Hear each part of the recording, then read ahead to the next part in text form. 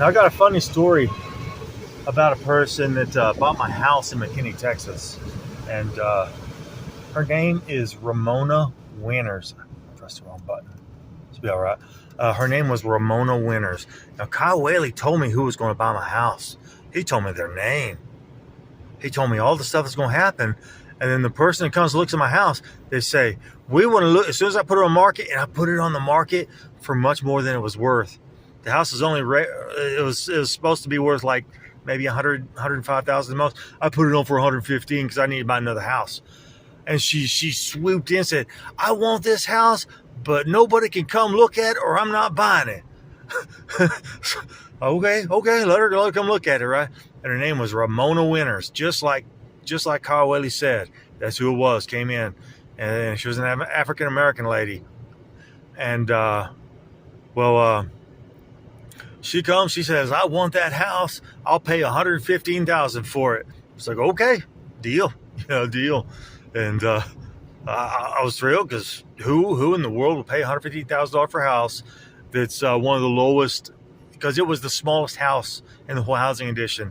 It was the worst house in the whole housing edition. One of the bedrooms was actually built in the garage. It was a 1 1/4 car garage because a room was actually built in the garage by the builder. It was Ryland Homes. And anyway, Ramona Winters wanted this house so bad, she took it. And what Kyle Whaley did, hey, this is Sheriff. How you doing, Sheriff? What Kyle Whaley did was he said, now, when she gives you a check, her name's going to be misspelled on that check. And when you go and cash that check, they're going to arrest you. That's what he said. I was terrified because I knew I was being watched. What do you do when people are using infrared cameras on your house and you know they're doing it? What do you do when you're witnessing your neighbors are doing stuff against you and saying it's not happening? What do you do when you see cops actually go down your road just like Kyle Whaley did? Because in Pflugerville, Kyle Whaley said something like this is going to happen. You're going to walk out to your mailbox and 2 police officers are going to drive by on motorbikes. It was December. And 2 cops drove by on motorbikes when I wanted to go check my mail, just like Kyle Whaley said. That was in Pflugerville, Texas in 2015, 2016. Something's wrong with that, guys. Something's wrong with that. When Kyle Whaley's putting stories in my head and people are doing it all the way out to the end. Something's wrong with it. Anyway, her name was misspelled on the check, just like he said.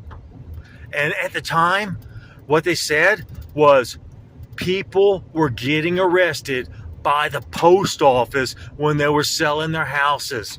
That was actually on the radio. I heard it several times before I bought a house. And as soon as I get there, I'm getting stuff in the mail all the time from the post office. Post office. And that's wrong. You're not supposed to do that to somebody. And they were flooding my box, and I was trying to give it all back in. And then my neighbor comes down and says, are you the Grand Holds? And I was the first buyer of the house. But I had it written, and I wrote down because Kyle said they were after me. He said they were after me. He said the post office was after me. That's what Kyle said. So I was scared. I didn't know what to do. I was terrified.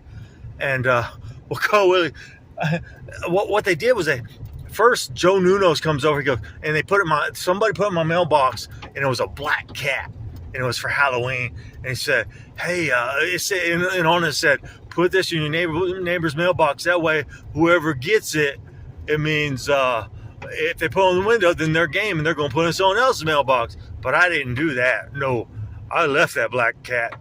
I think I just walked over and handed it to my neighbor. I think I just walked over and handed it to her. I wasn't going to put it in her mailbox, no.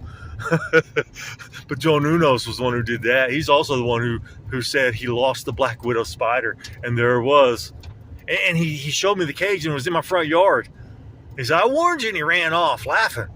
That's not funny because April went to work wearing dresses all the time, and my dogs went out that door all the time. Well, if that spider would have got on her dress, it could have bit her, and she would have had a heart attack because a black widow spider will make you go into cardiac arrest.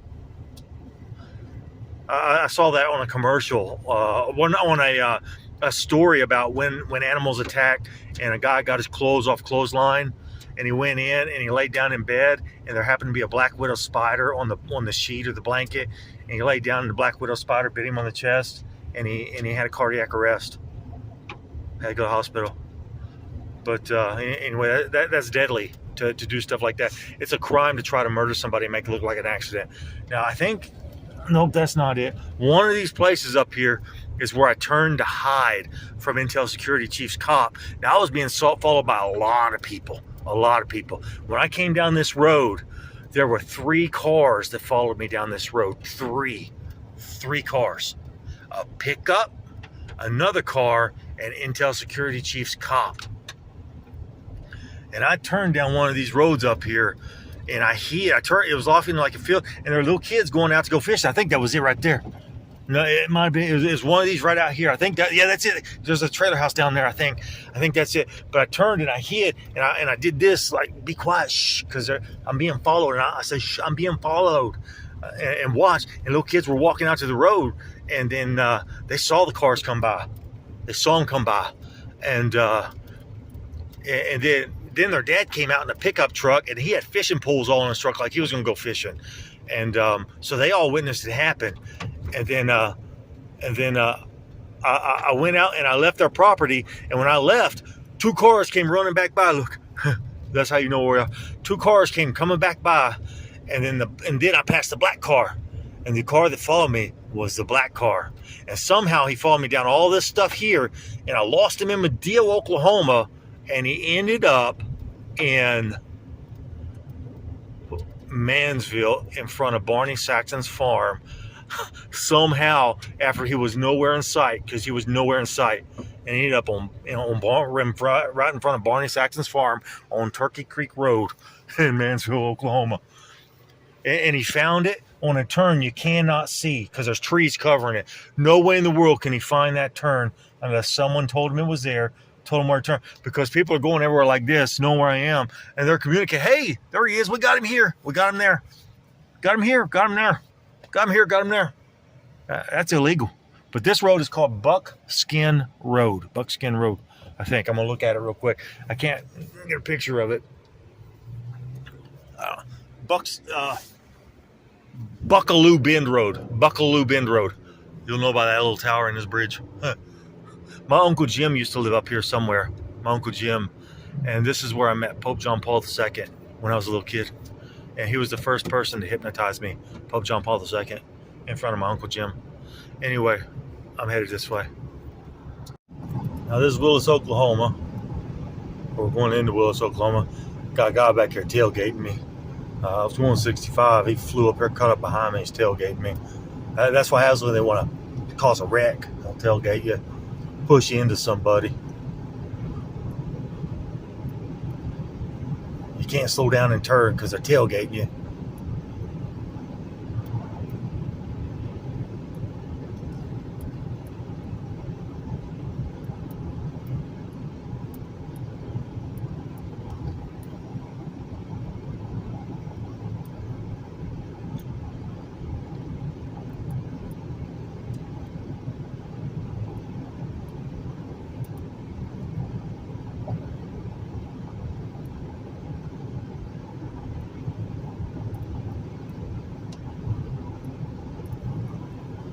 That's how you get. This is how you get rid of somebody who's tailgating you right here.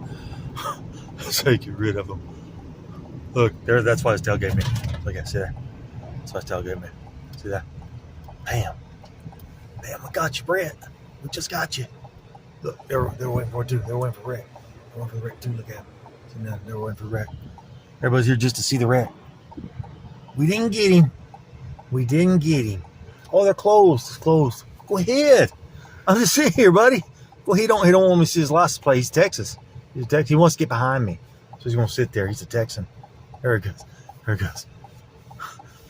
There he goes. I just waiting for another car to come up. Who is he? PFJ 6251. PFJ 6251.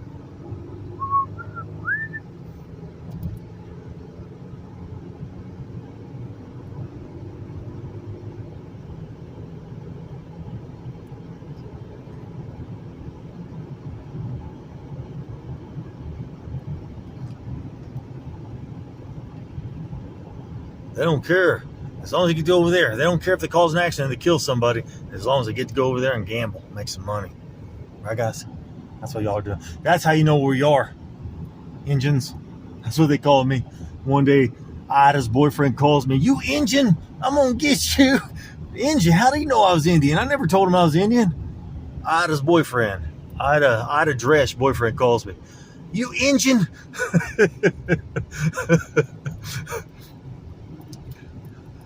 And right there is where I pulled over and stopped and got out. And as soon as I got out, there he was on my tail, and he turned down that road, old biomedical road, and he hid down there under the trees. And I got out with my phone, and God made me walk over there and walk down that road. As soon as I was recording, as soon as I started walking down that road, he was hiding under the trees. He started backing away from me. He didn't want me to record his face again. That was the second time I recorded him. That was the second time. I caught him several times that day. I know the first time I recorded him, I got his face, except he put a black mask on to cover up. It might have been his t-shirt. He might cover his t-shirt, just cover his face. He didn't want to be seen. He was a red-bearded guy. He had a red beard. And he covered his face up. And I got his license plate. That's the part that scared him. Because when he was driving all over Ardmore, he changed it to an Oklahoma license plate. That's illegal, guys. You can't just give somebody an Oklahoma plate and have him drive around just because he's protected by the police. You can't do that. You can't protect somebody who's committing a crime against somebody. Now, private investigators are supposed to investigate crimes, not punish innocent people to protect private corporations who have committed crimes. That's the problem. The private corporation is the one who committed the crime. And you guys are arresting me over and over again and lying about it, knowing Sarah Ramsey's alive. That's how they killed me. 5 times with alcohol poisoning. That's what Caldwell put in my head. When this event happens, Brett, you're going to see your daughter alive. Look, came out to me. When this event happens, Brett, you're going to see your daughter alive. When this event happens, Brett, you're going to see your daughter alive. You keep doing it over and over, you make somebody drink themselves to death. That's a crime, especially if you know what you're doing and laughing about it, Teal fan. Anyway, look, there's Devil Star. Isn't that you that told me that about that Gerald Miller? He said, Brett, don't you know what road I live on? I live on Texaco Road. There's Devil Star. Now, I've seen a lot of those. Eric Talaferro has one on the back of his building. A lot of people have those Devil Stars all over the place. Anyway, I'm going to keep going. I just passed a place that said Crawford Ranch. I don't think that's where George Bush Jr. lives. It says Crawford Ranch. I'm talking to you. I'm talking to the people on this thing.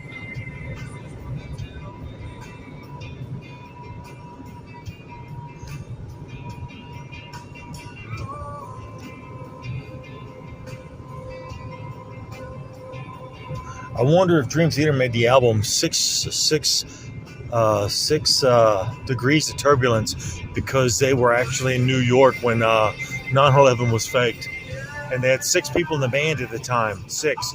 There were the original 5, and then Mike Portnoy's brother was playing the gong, China gong.